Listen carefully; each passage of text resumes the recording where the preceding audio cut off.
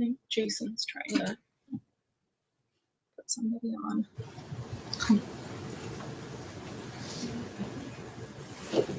But we'll go ahead and begin. So I'd just like to welcome everybody. This is our weekly LaRouche PAC meeting for the Northwest. And the subject for this evening is going to be that Ebola is a pandemic. The Ebola pandemic is a lawful outcome to the fight that currently exists against the innate genius of mankind. And so we'll look at that in a few different ways. But what I would like to begin with is the first handout, which is the declaration from the Schiller Institute conference. It was the 30th anniversary conference 1 week ago. So the proceedings are on the Schiller Institute site. This is a declaration that the participants unanimously acclaimed. So we'll go ahead and look at what a grouping from many nations, I think all continents were representative, maybe minus one or two. And this is what they declared. Mankind experiences presently a deep civilizational crisis where the foundations of society in many parts of the world have eroded and established codes of international relations have broken down. On top of this, we're faced with mortal dangers, each of which could lead to the potential extinction of the human species. There is first the Ebola pandemic, which is already out of control in Africa, for which there is no cure, and which is threatening to become more threatening than the Black Death of the 14th century. There is second, the terrorist threat for the whole world, the genocide spreading from the so-called IS caliphate, not only demonstrating a subhuman barbarism, but explicitly threatening Russia and China, and therefore becoming the potential trigger to blow up all of Southwest Asia and even leading to a new world war. And there is third, the absolute certainty that the completely bankrupt transatlantic financial system is about to blow up, threatening also to throw much of the world into a dark age. In light of these three mortal dangers, it is a question of life and death of humanity to stop the immoral and imbecilic policies of geopolitics and confrontation against Russia and China. Instead, we have to shift the agenda to the common aims of mankind and work together with Russia, China, India, and other nations to defeat these mortal threats. We call on all forces of reason in Europe and the United States to join the emerging new economic order of the BRICS and the new Silk Road. Let's work to establish an inclusive peace order with the participation of every nation on the planet. A peace order for the 21st century, worthy of mankind as the only known creative species in the universe. Let us grow up into the adult age of humanity, where love, creativity, and beauty define the values of our common human family.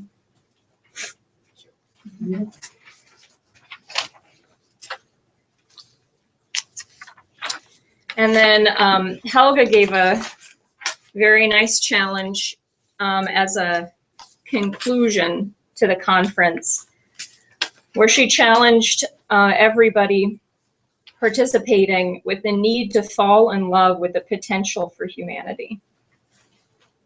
She said, fall in love in as powerful a way as you fell in love the first time.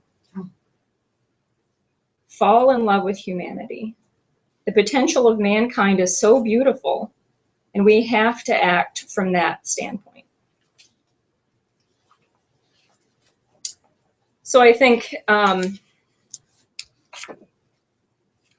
you know, it's obviously a mission that should be beyond just the participants of the conference, the more people that we can communicate to throughout the world and really think about ourselves, that we personally take on a mission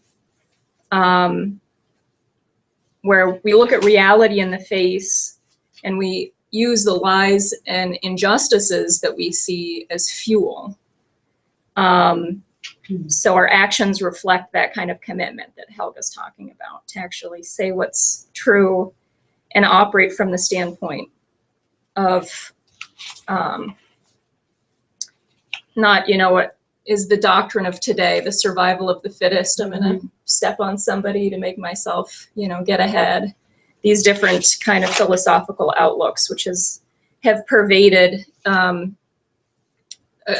culture that, you know, in the United States, it used to be much more common to think, well, you know, I'm going to make personal sacrifices so my children, my grandchildren have opportunities that I never dreamed of, versus the kind of I got to get ahead kind of perspective, instead of thinking, you know, of that kind of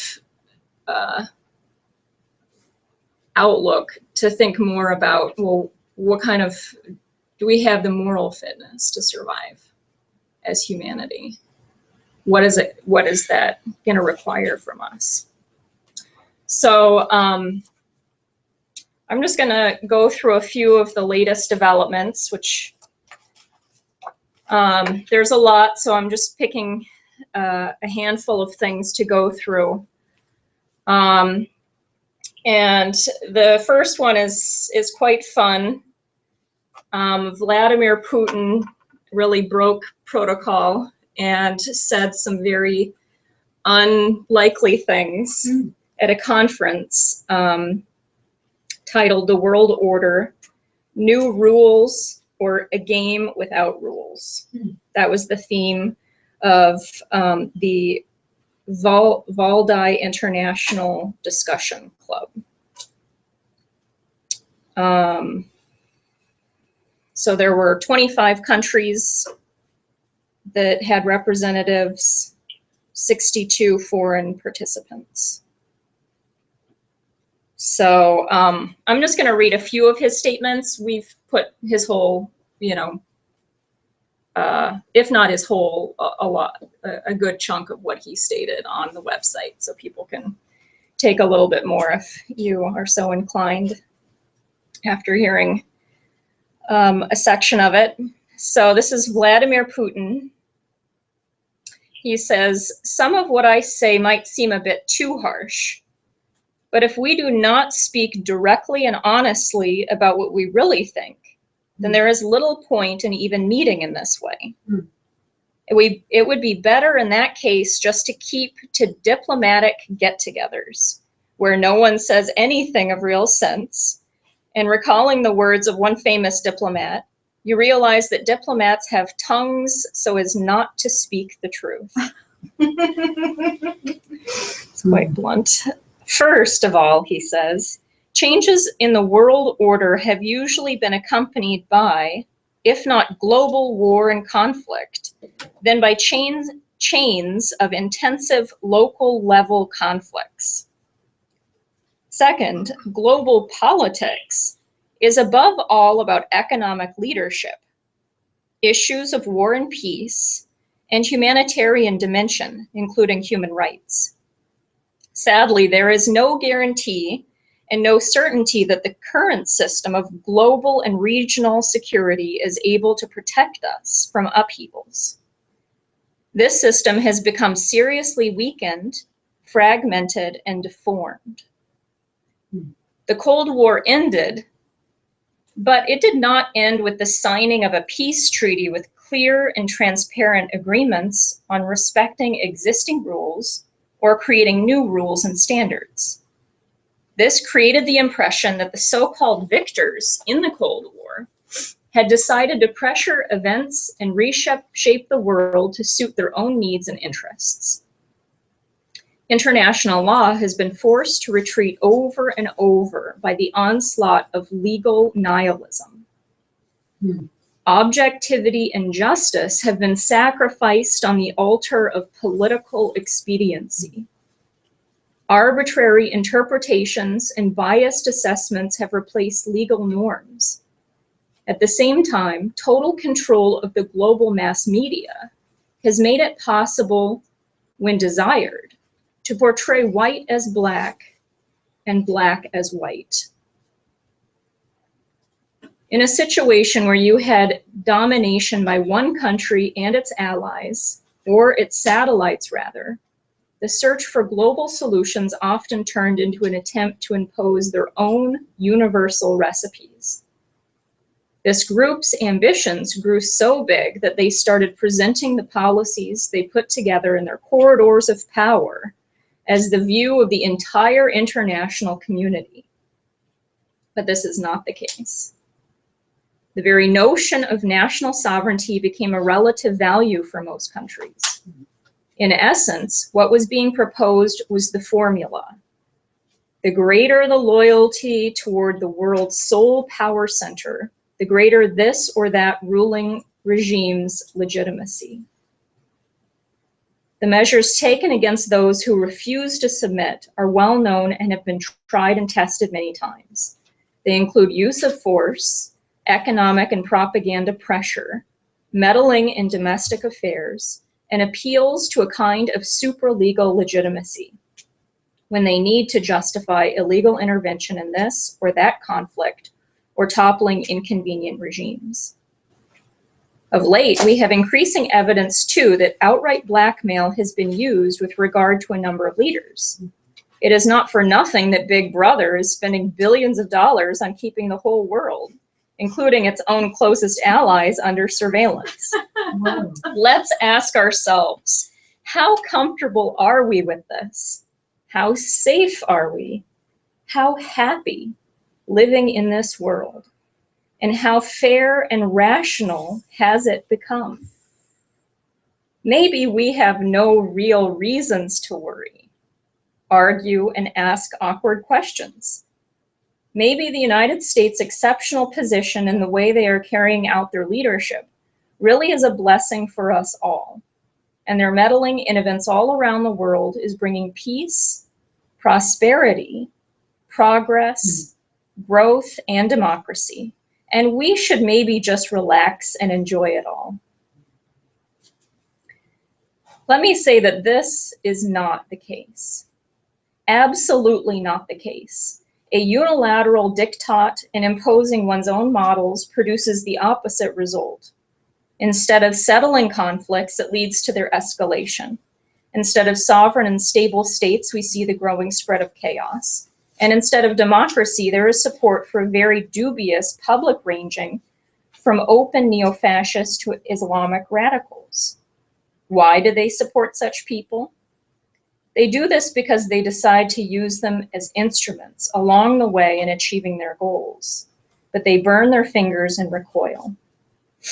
So that's just a good chunk of the beginning. Putin said that? This is about Putin. The United States? You just nailed it. Yeah, Wow. yeah. Mm-hmm. So, I mean, there's a section later on that's just a couple sentences. So this is towards the end of his statement. So I'm just going to give people a sense of, oh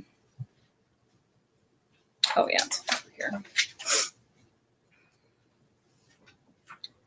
So he ends by saying, so what is in store for us if we choose not to live by the rules, even if they may be strict and inconvenient, but rather live without any rules at all? And that scenario is entirely possible. We cannot rule it out, given the tensions in the global situation. Many predictions can already be made, taking into account current trends, and unfortunately, they're not optimistic. If we do not create a clear system of mutual commitments and agreements, if we do not build the mechanisms for managing and resolving crisis situations, the systems of global anarchy will inevitably grow. Russia has made its choice. We want to develop our economy and develop democratic values. We work with our counterparts in the Shanghai Cooperation, the BRICS Union, for example. We want our opinions to be respected likewise. We all need to be cautious to not make hasty and dangerous steps. Some of the players on the global front have forgotten about the need for this. So that's about half of what's available. So if people want to dive in, it's pretty refreshing that there's somebody telling the truth instead of playing like Joseph Biden saying, "Oh well, our biggest problems are allies," and then he has to apologize because he gets a threatening or a beating or whatever. "Oh, I'm so sorry. I'm sorry I told the truth." You said it. I know. Yeah, I couldn't take it back.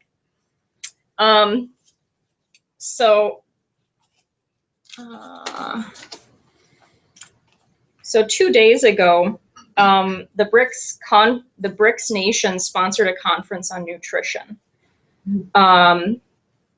where they identified 3 targets for dealing with nutrition. One's hunger, one's micronutrient deficiencies, which is hidden hunger, such as iron deficiency, anemia.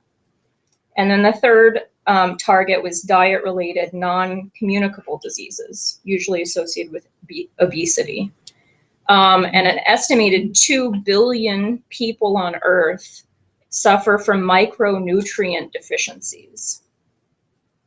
So what was significant is that there was an Indian representative who said while he was proud of India's Mars mission, he was sad that India has one of the highest rates of malnutrition in the world.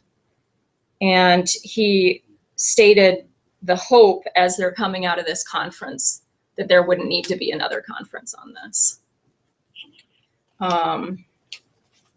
And this is the third of a series of conferences like this.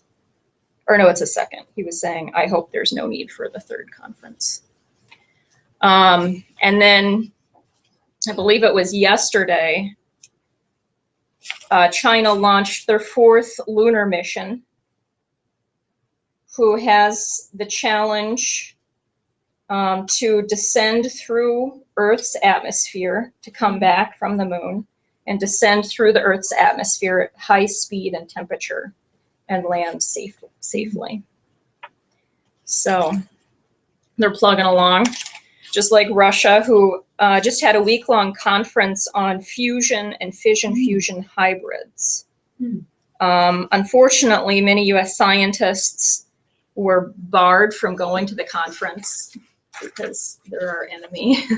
Did the Russians bar them or did the US bar them? The US, because of the sanctions, yeah. So we're no longer allowed to confer with the enemy.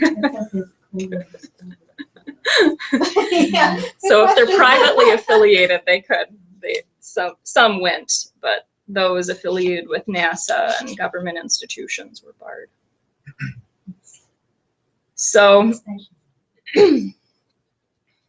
I just wanted to give a sense that the new just world economic system is on the move. But we in the United States have a very unique mission, especially if you think back to the declaration from the 30th anniversary of the Schiller Institute conference, that ultimately these 3 moral crises that are confronting mankind, the Ebola pandemic, war, and the economic collapse, that if you have over half of human beings on the planet Earth, their government representation are fighting for the solution. They're fighting for the development of humanity. You know, what Helga's saying, we should fall in love with the progress of humanity and be committed to that. Well, you have nations with leadership that are committed to that, but if the United States isn't committed to that, then there's going to be a continuation of what a lot of people look at and just wonder, well, why is this happening? What is so wrong that this insanity persists, from the terrorist attacks in Canada, the shooting up in Marysville. You know, it's just like, not to mention the war that's been a perpetual war in the Middle East for 25 years, along with many other things that, you know, really have to think, okay, well, why are these things happening? So we can solve them, you know, not just to get paralyzed by being upset that there's injustices happening in the world, but to think, okay, well, how do we commit to saving humanity as a whole, and not just think about personal survival, because there's no way to win if you're just thinking about yourself. So either humanity as a whole is going to conquer the disease of empire, or the lawful consequences of this global imperial collapse will continue to unfold in the form of bailout and bail-in policies, ultimately ups, which if you just think of, you know, a global financial collapse, you know, that's famine. People aren't going to be able to get even food that we normally just think is just on the grocery shelves, and that's where it is. Not to mention farms and the water crisis in California, but, you know, it will unfold through the financial collapse, through perpetual war, which we've been living through, and by this Ebola pandemic. So Mr. LaRouche said earlier in the week that there needs to be a responsible panic about Ebola.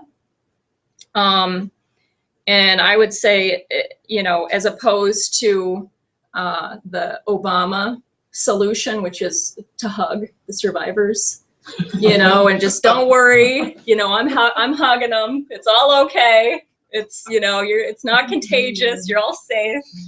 You know, I go out and hug people. Okay, don't worry your pretty little head. Theme song is "Don't Worry, Be Happy." Yeah. Get a joint. Content to sequester or quarantine himself on the nearest golf course on MG. I know, yeah, that would be nice, wouldn't it? I'll quarantine him personally. Get beyond his 100th golf game during his presidency. He can just. So what are we gonna do about him? Well, that is the question that we need to answer. The American people need to answer that. So hopefully, you know, with what I go through, it'll become clear. But I want to focus in on really what this organization has done in the last week and a half around educating people on this global pandemic and how you can educate people so we can solve it. And so 1 week ago, well, a week and a half ago, we put out this pamphlet, "Don't Let Obama's Lies About Ebola Kill You," with the quotes that, you know, a lot of people, that when you go out and organize the American population, and, you know, a lot of people just have a really hard time coming to terms with the fact that some people are just evil. And these quotes really help to communicate that. Like Bertrand Russell in 1951. "If only a Black Death could spread throughout the world once in every generation, survivors could procreate freely without making the world too full. If only that great Black Plague, Black Death, could help us." And then Queen Elizabeth's Nazi husband, Prince Philip, in 1988 said, "In the event that I'm reincarnated, I would like to return as a deadly virus to contribute something to solving overpopulation." So he personally wants to become a dead virus, a deadly virus to help out. So, and then, so that was last Thursday that this leaflet, we took it to medical institutions, college campuses, all over, everything that we could think of. We got it out.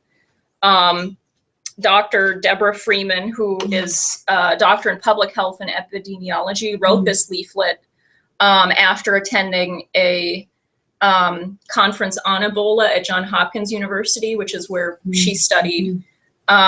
She gave a conference call last week. She gave an interview to LaRouche PAC website, which people can find. She did another second conference call just on Thursday, which people can find on our website if you want to listen to it. And then yesterday, we ended up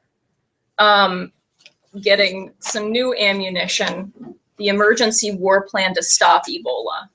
So she consulted with Mr. LaRouche, with Jeffrey Steinberg, and then leaders in public health and biosecurity, and put this together as what we're going to need to do if we're serious about stopping the pandemic.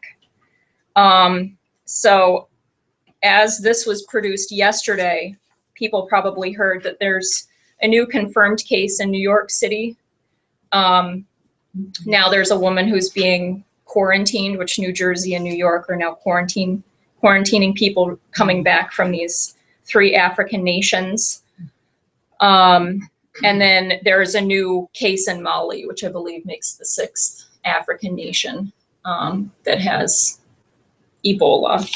And that's from a little girl who lost her parents. And so she moved with family to Mali, and she has it.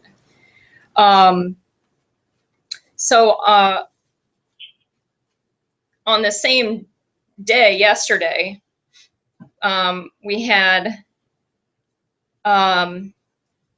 Obama's new Ebola czar, Rob Klain of Al Gore infamy, who thinks the #1 problem on Earth to be solved is overpopulation. He decided to follow the White House policy of don't worry, be happy, and just did not think it was important to go to the congressional hearing on Ebola. You know, it just, I may be the Ebola czar, but, you know, it's doing my work for me if I think that the world's overpopulated and it's getting rid of those buggers. So I wanted to read to people a representative from the National Nurses Union spoke at this congressional hearing. And she went through a survey that was done by the National Nurses Union of over 3,000 nurses from over 1,000 hospitals in all the US states were represented, including the District of Columbia and the Virgin Islands. And this is what their survey came out with, that 68% of nurses say that their hospital has not communicated to them any policy regarding potential admission of patients infected by Ebola. So 68%, almost 70% of the hospitals haven't given a policy regarding Ebola. 84% say their hospital has not provided education on Ebola, in which nurses can interact and ask questions. 44% of nurses say that their hospital lack eye protection. 46% say that their hospitals have insufficient supplies of impermeable gowns. 41 of nurses say their hospital does not have plans to equip isolation rooms with plastic-covered mattresses and pillows, and discard all linens after use. So they don't have plans to do that. And only 8% said they were aware that their hospital does have such a plan in place. So after she went through this survey that was done by the National Nurses Union, she gave her message to the Obama administration and Congress, that if the United States cannot protect all its healthcare workers, no citizen will be protected. were your first line of defense. No leader would ever contemplate sending soldiers into the battlefield without armor and weapons. Why would we send nurses into the battle with Ebola and other infectious diseases without the protection, training, and treatment protocols necessary to defeat this enemy? So I would like people to hold in their minds that question. Why would we send nurses into the battle with Ebola and other infectious diseases without protection, training, and treatment protocols necessary to defeat this enemy? I'd like you to hold that in your thought while we read. We're going to read something a little bit lengthy. But also, I'm going to show a video a little bit later on that's going to show on the ground in Liberia. So I'd like people to just think, you know, here's one of she's the assistant director of the National Nurses Union asking the question, why aren't nurses in the United States going to be prepared? You know, because you have to ask that question. So now we're going to look at this. This is a 2-pager. Back in 1994, Mr. LaRouche wrote a very long paper that's titled Reflections Upon Tragedy and Hope, How Bertrand Russell Became an Evil Man. And we're going to read the prologue of this paper, which is what I have printed out for you guys.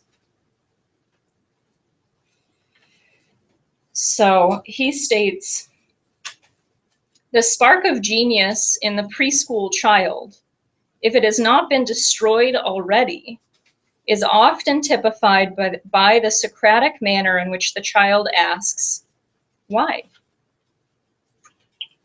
Sadly, in the United States in our times, that spark of genius is usually soon quenched by the old dishwater of what Riemann terms other directedness. It's not Riemann, that's Riemann. By that particular turn of the sadistic screw, sometimes named euphemistically empiricism and pragmatism. A child's spark of genius, the want to find out how and why past or current opinions and events came into existence, is replaced by brutish faith in the fruits of mere inductive generalization from individual and collective experience. A form of moral self-degradation, often termed practical common sense, or with credit given appropriately, to bestiality, coarsens. All of the truly great philosophers and teachers of the known history of European civilization, beginning with the best of Ionian Greeks and associated famously with Plato's Academy at Athens, or Nicholas of Cusa and Gottfried Leibniz, have evoked true genius from within young people by recapturing that innate spark of potential, using what is most fairly described as Socratic method. Formalism, by contrast, kills the soul, as this was recognized by the most famous of the modern formalists, Venice's Pietro Pomponazzi, who searched for his own soul, and poor Schlemiel that he had become, reported that he had none. There's a fun footnote. So basically, Pomponazzi, he's a Gnostic teacher of this guy, Averroes. He's the teacher of this guy who's an Aristotelian, famous for having demonstrated that a consistent philosopher of his teaching has no soul. So, anyways, back to the text. Thus, since it is that innate spark of potential for genius in every human child which sets all mankind absolutely apart from and above the beasts, we are able to recognize, as Philo of Alexandria shows this, the necessary reading of Moses's first chapter of Genesis, that quality of genius is the human soul, is the aspect of the individual person, which is, in the Latin of Nicholas of Cusa, both imago Dei, the image of God, and capex Dei, the potential to participate in God. Thus, the formalism which caused the loss of Pomponazzi's soul is intrinsically the adversary of the good, is evil. Fortunately, in most cases, it is possible to requicken the spark of genius innate to the new child. All the great teachers did this. Every good teacher attempts to do that in some degree, in his or her approximation of the Socratic method, employed by Plato, Eudoxus, Theaetetus, Archimedes, Cusa, and Leibniz. One need but reawaken the genius of the child by citing the password to genius. Why? Begin by choosing an important single event from history. Choose any such event in which there is evidence that the event was motivated by aid of some widely accepted but fraudulent pretext. Seek to discover what motivated that fraud, and seek to uncover also the reasons that fraud was tolerated by its dupes. Keep asking why. Peel the onion, layer by layer, until the history embedded in that single act is brought to the surface. The result of that sort of Socratic exercise is a referent for the proper definition of the word knowledge. So let us begin. So this is quite a tour de force of people, of history, and really, you know, the historic tradition that created a Bertrand Russell. So I think tonight it would be a good question to ask: what motivated the fraud of the outbreak and unnecessary spread of Ebola?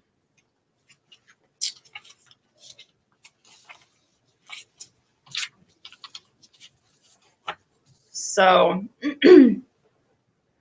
in the current EIR, which is, we've got the LaRouche PAC website, and then LaRouche Pub for publication is the EIR website.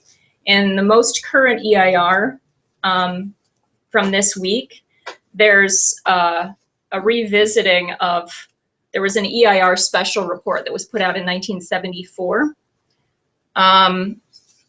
a task force forecasting global epidemics. So this is from an excerpt from that from 1974.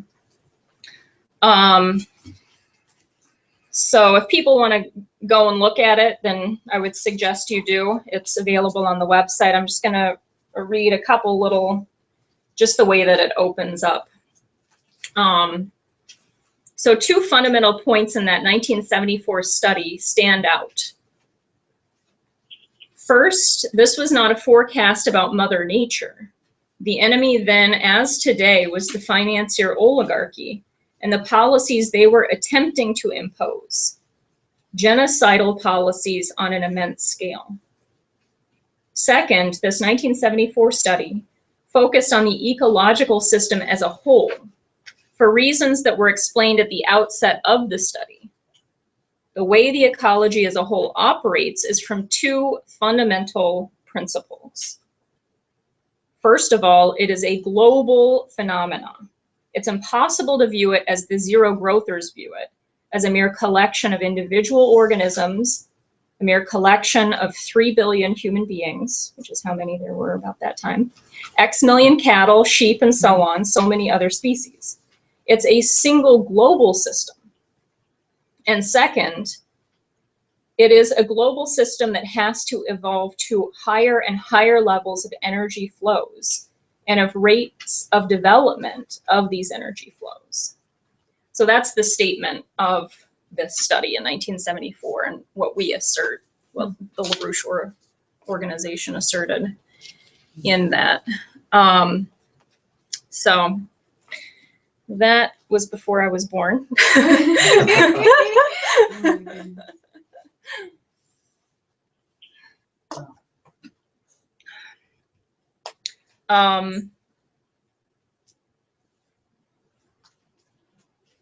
So I just like to refer back to this mass distribution leaflet we got out today, that we got out starting last week, with the top quotes from Bertrand Russell and Prince Philip.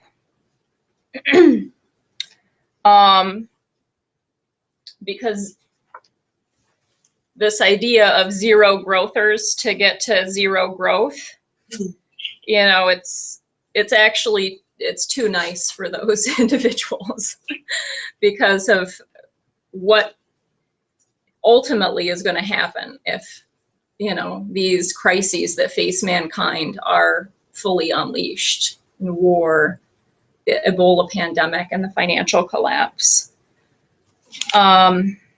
So we're going to go a little bit into the minds of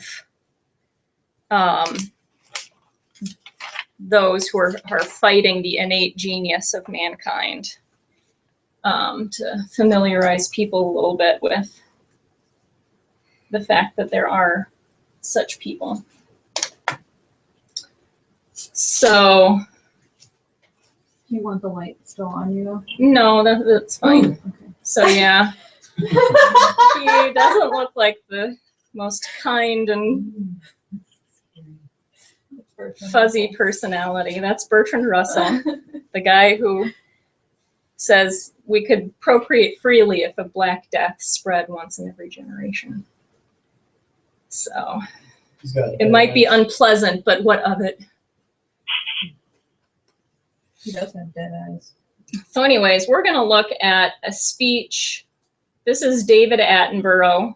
You might have seen him talking about animals in really weird voices, and how great they are, and we need to protect them. So he was at an event attended by Prince Philip. We'll see him.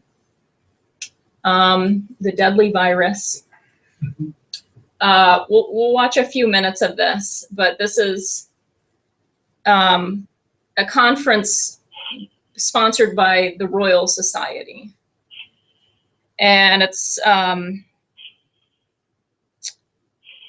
entitled "People and the Planet."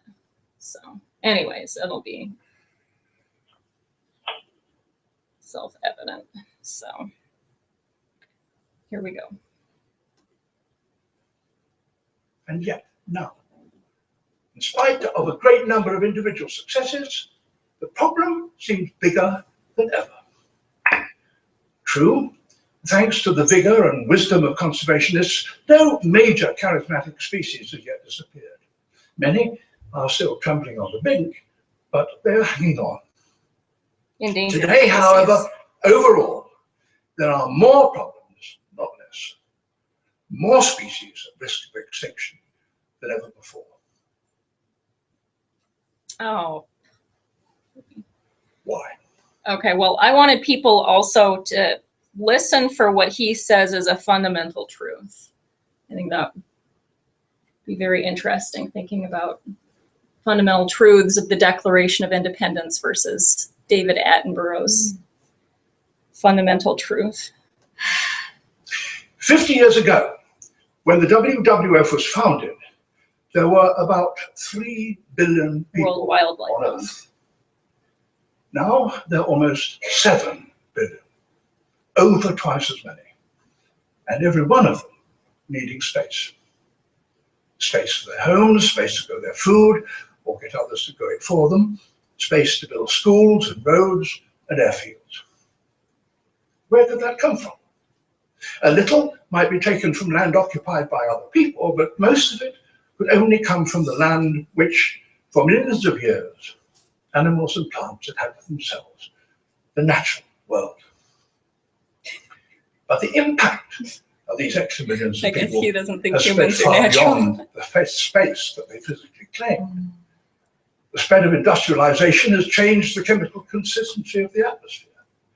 The oceans that cover most of the surface of the planet have been polluted and increasingly acidified, and the Earth is warming.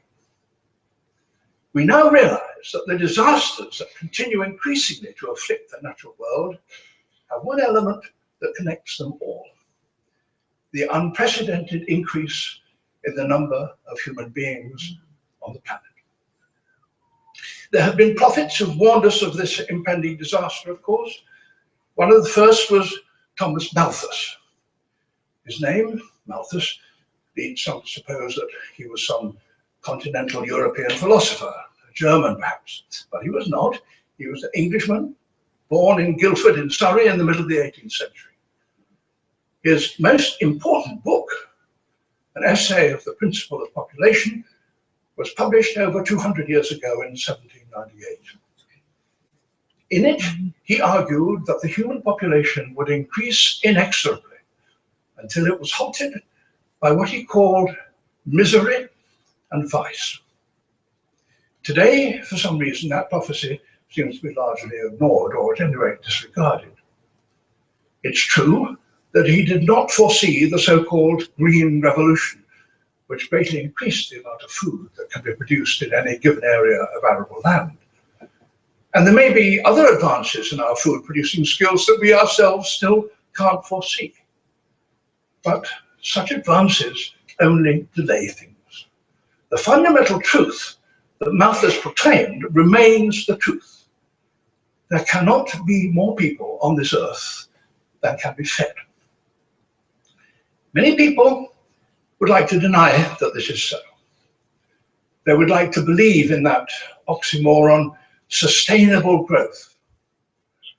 Kenneth Boulding, President Kennedy's environmental advisor 45 years ago, said something about this.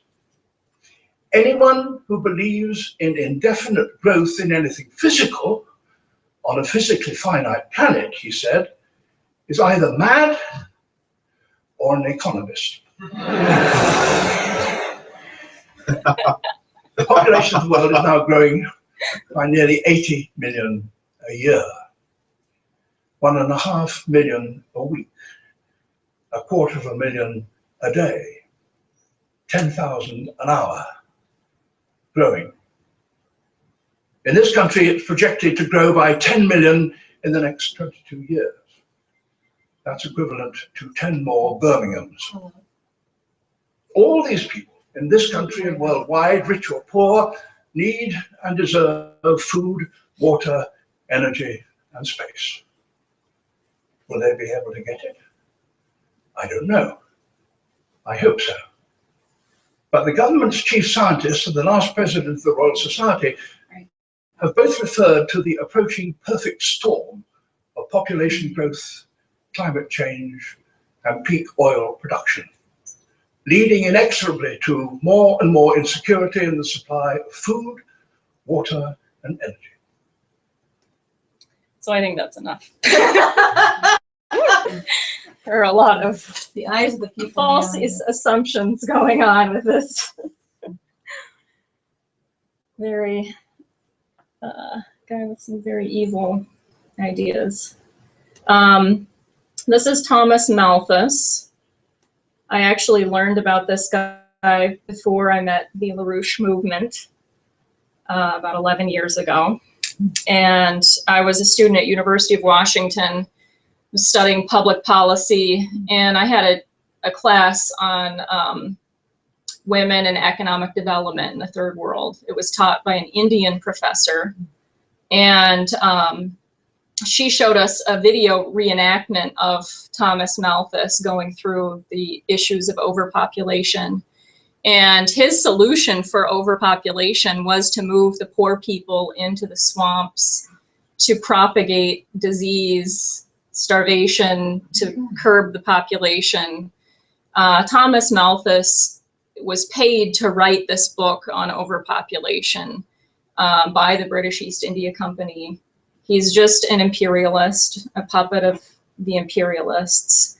And, you know, it's obviously we can feed people. We can feed more people than exist on Earth right now. If we're not thinking like animals, that there's a fixed resource base. You know what was his profession? Was he like an? He was a clergyman, Parsons Malthus. Yes, he was a godly man who wanted to get rid of the pesky poor. Maybe they were bringing pestilence into his church and he was annoyed. I don't know. But that's, did people catch a fundamental truth? Or is it there's overpopulation? That's the fundamental truth, that's inevitable. Overpopulation of Earth is inevitable. I mean, what Attenborough said? Yeah, He said that you can only have as many people as you can feed. right. According to them, is less than what we have. Did your currently. course also expose you to Adam Smith? No, not directly. Enough said. Yeah. Yep, I got to know him How about Paul Ehrlich? once I joined. Also, once I joined, yeah, population bomb. So now we can have the lights back on. We're going to have a section of the class, which is guess who these quotes are from. We'll see who can get it. Yep. Okay, number one. This was here. I'll give you when the quote is from, so you at least have some kind of ballpark. Oh, that's You get a prize. No, I don't have any prizes handy. give us that book.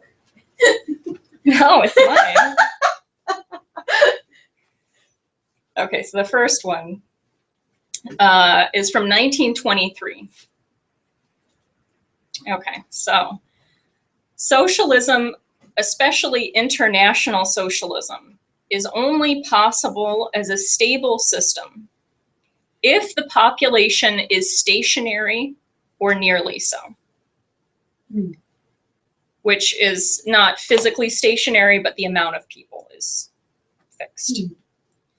A slow increase might be coped with by improvements in agricultural methods, but a rapid increase must in the end reduce the whole population to penury.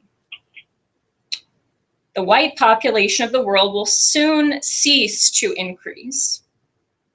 The Asiatic races will be longer, and the Negroes still longer, before their birth rate falls sufficiently to make their numbers stable without help of war and pestilence.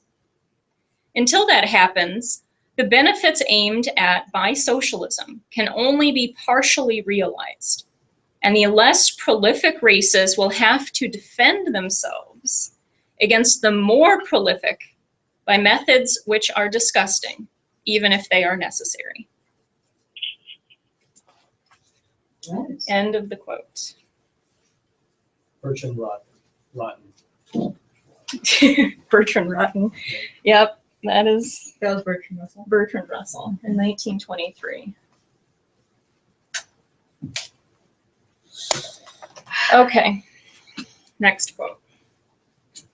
This is from 1941.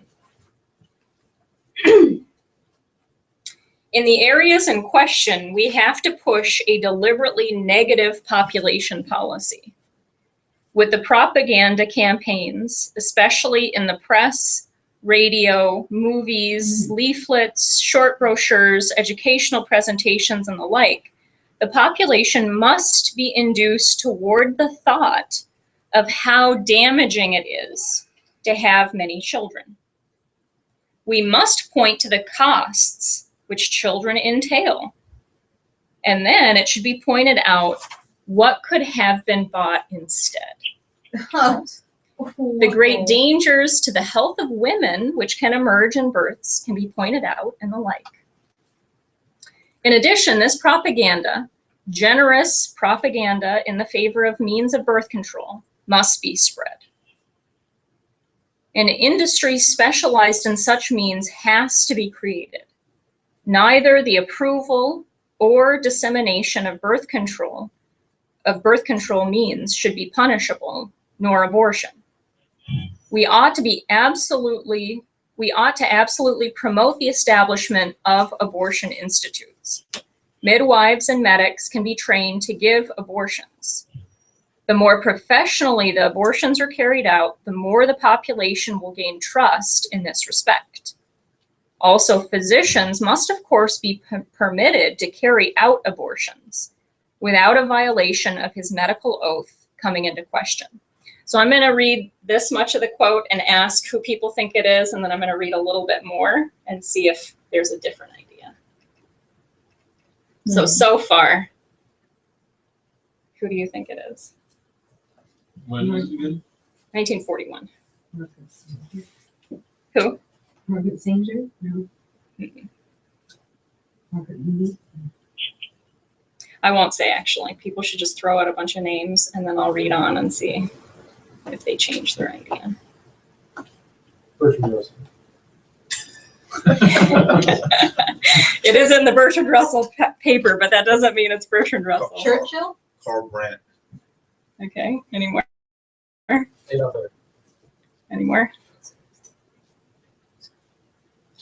Any more guesses? 1941. 41. Who was that?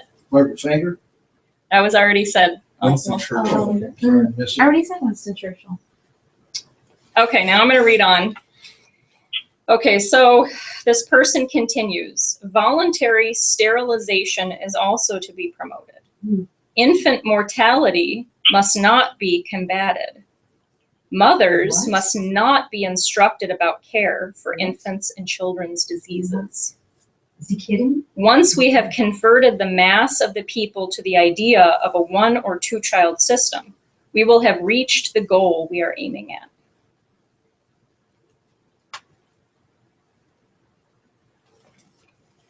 So, any new? I've heard that quote before, but I can't remember who it was from.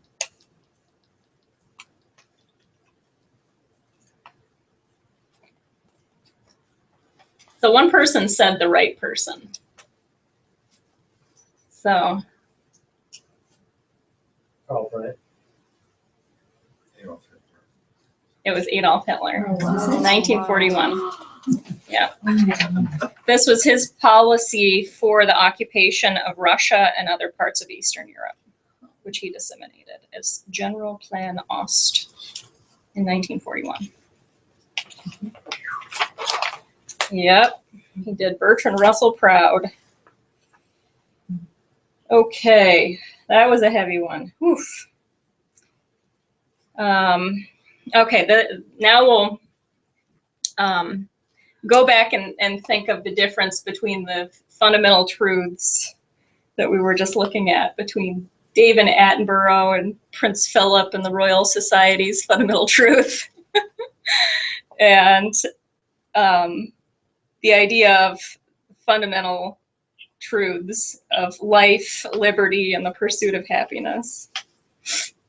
So this person says, in 1951, when I first became politically conscious, Gladstone and Disraeli still confronted each other amid Victorian solidities. The British Empire seemed eternal. A threat to British naval supremacy was unthinkable. The country was aristocratic, rich and growing richer. For an old man with such a background, it is difficult to feel at home in a world of American supremacy. So if you know who said this, please do not say. Okay, people don't absolutely know,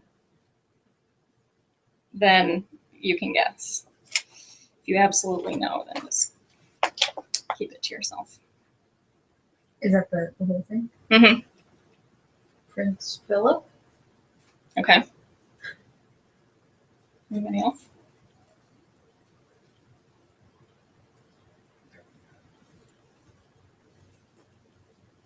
This is Dirty Birdie. Dirty Birdie. Yeah, this is Bertrand Russell. Yeah, this here we'll just remind people.